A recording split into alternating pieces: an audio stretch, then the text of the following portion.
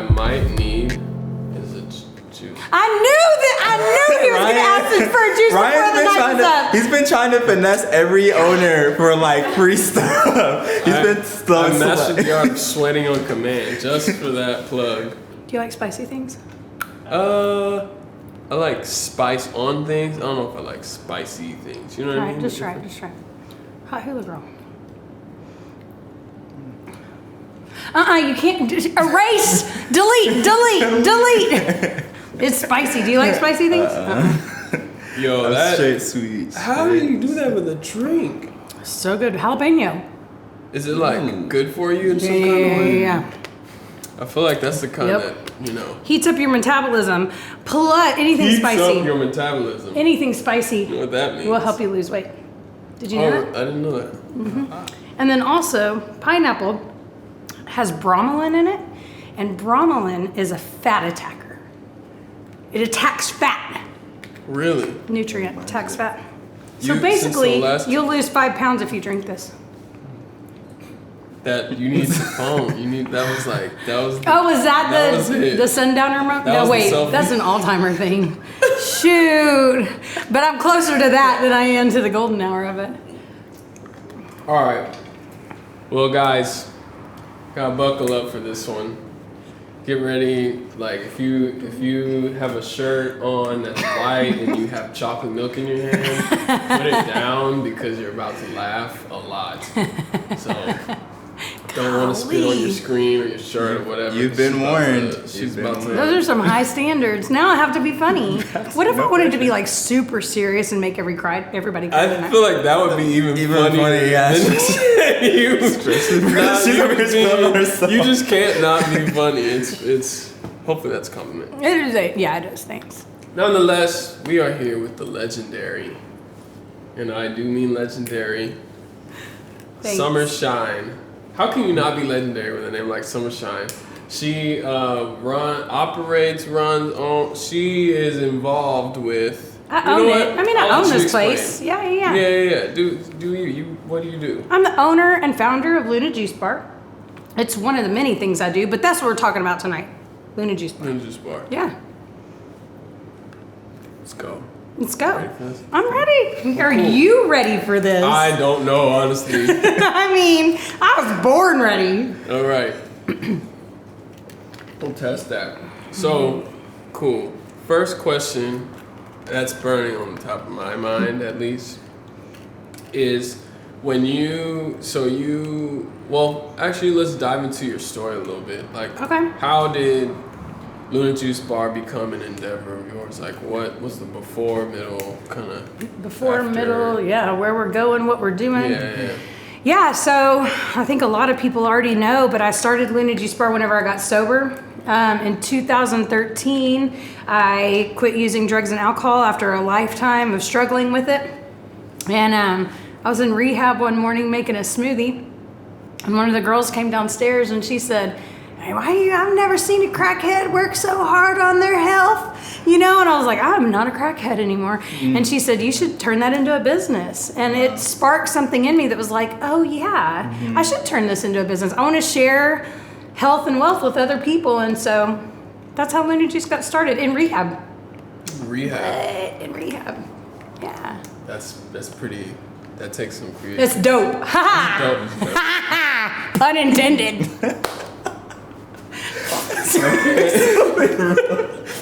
That was pretty dope. That was a good one. You can use that. So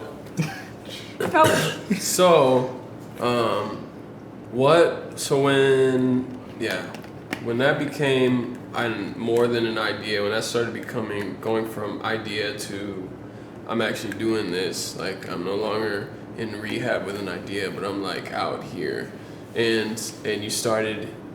Yeah, what was that like when you started experiencing real fears and real like challenges and stuff like that, especially coming out of like a sensitive situation. Right. Like, how was that as an entrepreneur? I mean, business is scary. You know, anytime that you're risking it all for a thing that you feel passionately about, it's just scary.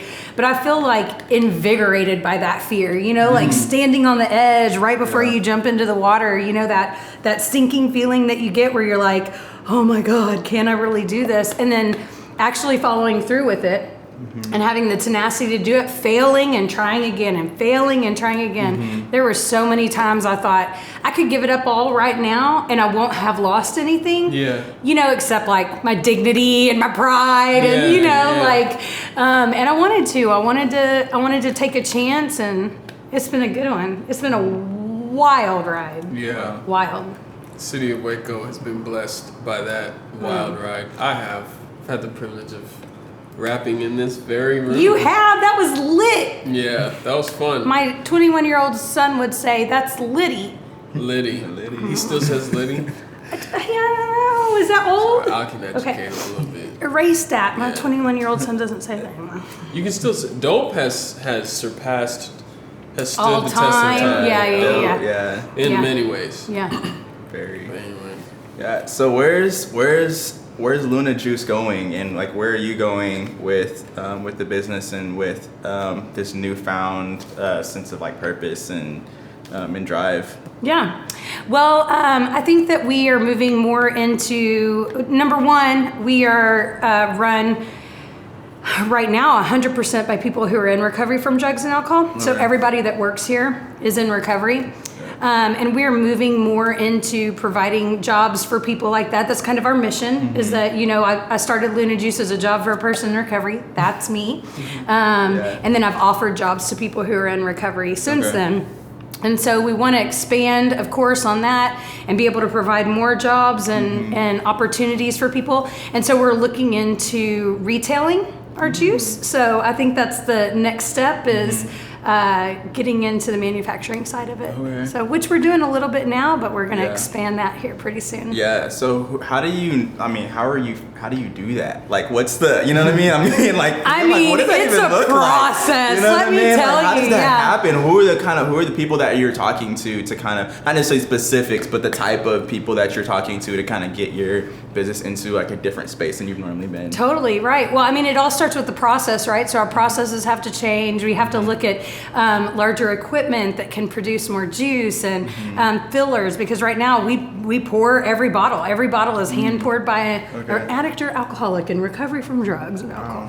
And so, but we're looking at, you know, buying bigger machinery and things that produce juice more easier, and then getting a truck that has a refrigerator. And I mean, there's so many steps that go with it. And then also high pressure pasteurization, which is a pasteurization process that doesn't kill the good bacteria.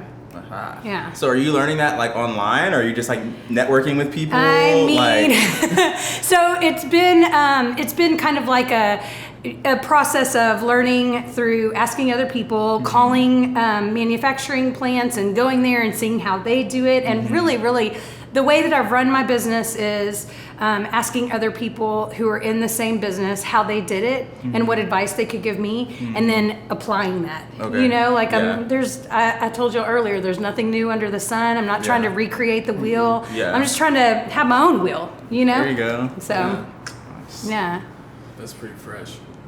So's this. How's your juice? It's actually really good. Look at it. It's almost done. Yeah, So's mine. I need to work on mine. I don't know how you. So this juice has Pineapple? it has Jalapeno? jalapenos in it. And collard greens. My lip is still burning. No, man, this is good. That's you. It's making me a little watery. You hear me? My nose are running, my eyes are watering. I lost 5 pounds since I started. Hell, that's funny. Ooh, speaking of, how do you feel like as a recovering addict and going into entrepreneurship and, you know, doing all the stuff you just told us about, have you seen a correlation? Have you seen your health, like, in your life, just your regular life, like whether it's your body, your mental, your emotional, like kind of evolve in congruence with your business? Man, 100%. Like, I can't even tell you I've been trying to get sober for 20 years. You know, like the first time that somebody sent me to rehab, I was 15 years old, and I didn't get sober till I was 35. Wow. Yeah, and this idea of having something to do and having pride in something that I built from the ground up and all of that really, really has played a part in my physical health, my spiritual health, my mental health. You know, it's just, it's been, you know, like I have to get up and come to Luna Juice. It depends on me. You know, it did in the early days. It doesn't now. You know, now I've got a rock star staff. But in the early days, it depended on me. And then somebody else's paycheck depended on me. And so I had to be present and I had to go. And that was a big deal, you know? Wow. Yeah. The responsibility. Yeah. Yeah. Totally. Do,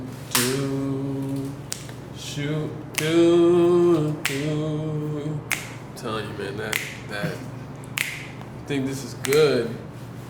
Better go to the hood. Freestyle out of nowhere. Gotta pull it out of nowhere from the air. Never impaired on the lyrical pair with the beat. You know I eat. You put it on the table in front of me. I might cut it up and feed it to the people. What about the name? Tell us, like, why did you name it Luna? Okay, What is so that? my son's middle name is Moon. His name is Hagen Moonshine.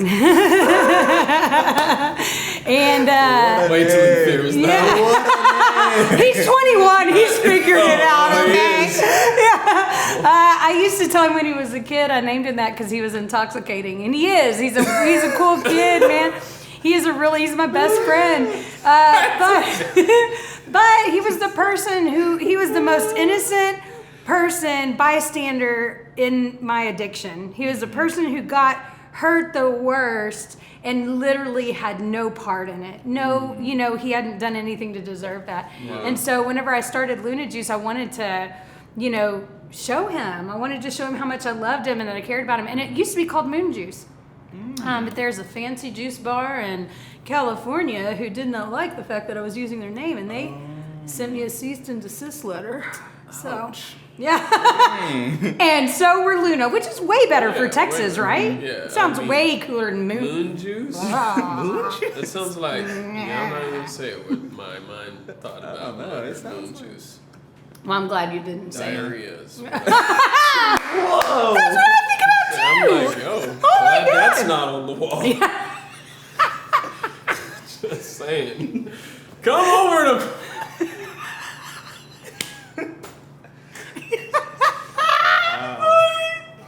Oh, that's funny. Well, Ooh, okay.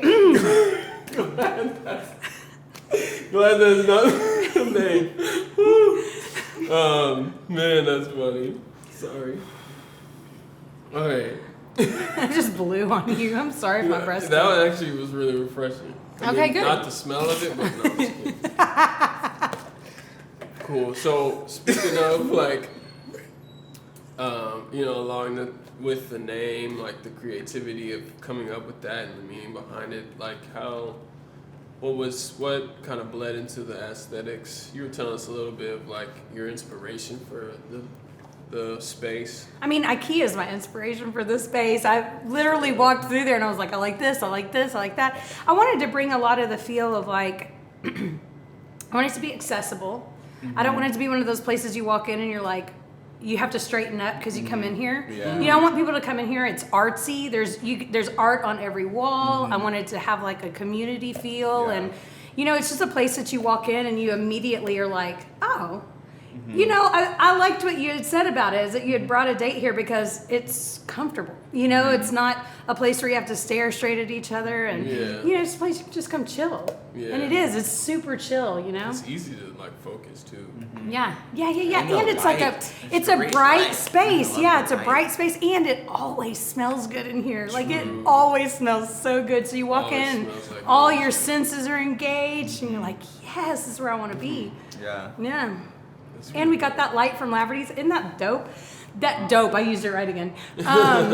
That used to be in a mall in South Texas, and Laverty's had like 20 of those, and I was like, I don't care what I have to do, but I'm gonna hang that up in Luna Juice. That's pretty awesome. That's pretty So, sick. yeah.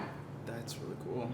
So Picking the space. What was the process behind this space specifically? I actually had a friend who was building these out. He was building them out for, the two businesses that are right next to us. And he had this third spot, and he was just like, I was like, we're ready to expand into a storefront. We had been in the kitchen over at the Jesus Said Love building, and we were ready to expand into a storefront, and this was just available. So it worked out well for us.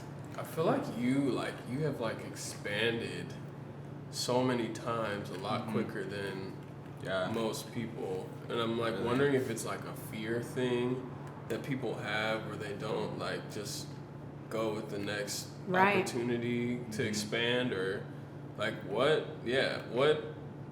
is there fear, or was there I think I have an underlying fear that kind of motivates me, that kind of moves me forward. But I don't let fear stop me. I tell people this all the time. Some people freeze in fear, they shrink down and get smaller, and fear stops them from doing things. And I'm the person who's fear motivates me to crash through it. I'm the freaking Kool-Aid dude coming through the, busting through fear, I'm I'll show fear, yeah, oh yeah. And sometimes I wish I was a person that froze in fear, because sometimes I just make a big mess, but so I have fear. But I think it's healthy fear. I think I have this healthy, I don't want to mess up other people's lives, so, yeah. Cool. That's wow. Well, if you were to say one last thing. What wisdom do I want to impart to the people? The people.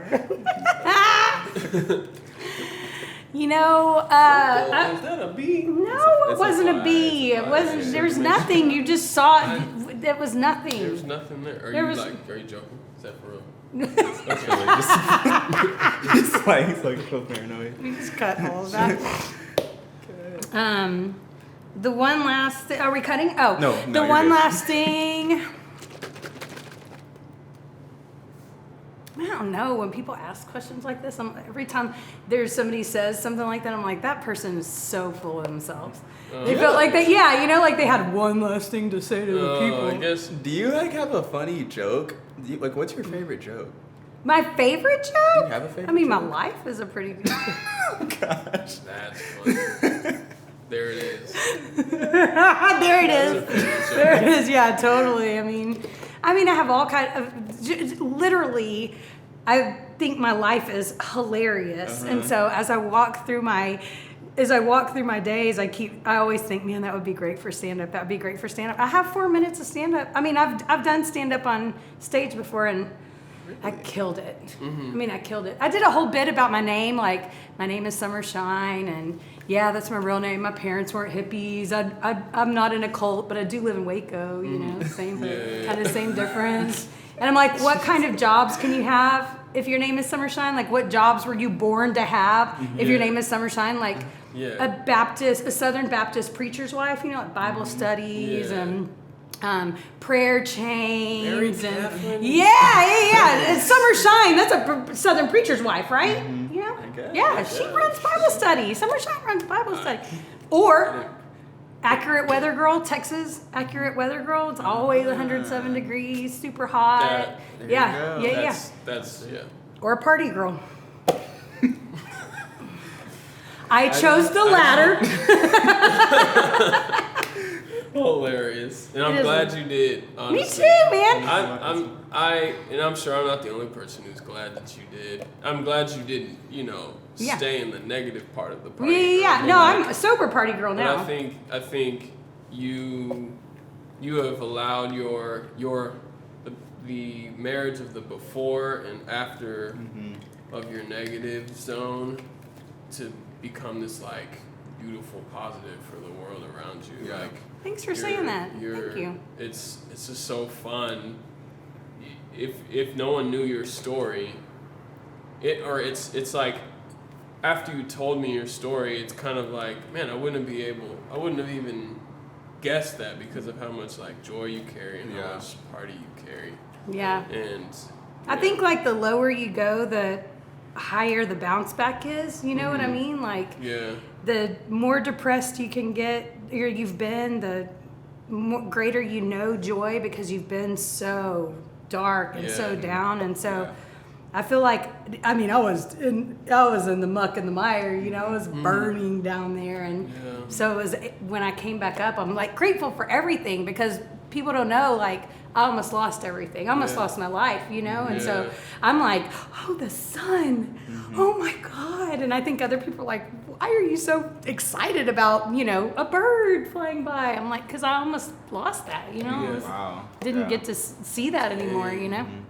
You know, you say fear is what kind of drives you, but I feel like what like hearing that, I almost would say when you see fear, what drives you through it is your gratefulness. Oh, like yeah. the fact that you've been so past fear into like, you know, you've seen looked fear in the face, shake hands with them, dance with it and everything. You're like, oh, I was expecting you. I'm used to you. Right, yeah. And so, and you're grateful for the ways that you beat fear. Yeah. Yeah. And I'm like, man, that's the secret sauce to summer shine.